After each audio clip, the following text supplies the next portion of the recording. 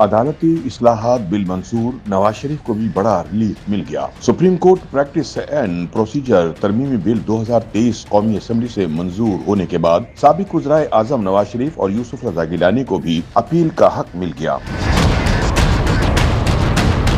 قومی اسمبلی کے اجلاس میں رکن اسمبلی محسن داوڑ نے عدالتی اصلاحات بل میں ترمیم پیش کی، جس کو منظور کر لیا گیا۔ ایوان سے منظوری کے بعد سابق چیف جسٹس افتخار چودھری اور ثاقب نثار کے دور میں از خود نوٹس کیسز کے فیصلوں کے متاثرین کو اپیل کا حق مل جائے گا۔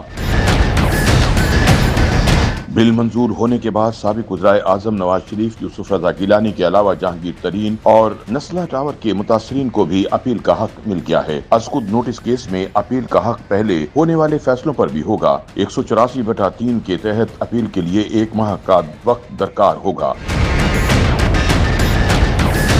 واضح رہے کہ سابق چیف جسٹس افتخار چودھری کی جانب سے 207 از خود نوٹس لیے گئے، جبکہ ثاقب نثار نے بطور چیف جسٹس 49 از خود نوٹس کے کیسز کا فیصلہ کیا۔ از خود نوٹس کے تمام متاثرین 1 ماہ کے اندر اپیل دائر کر سکیں گے۔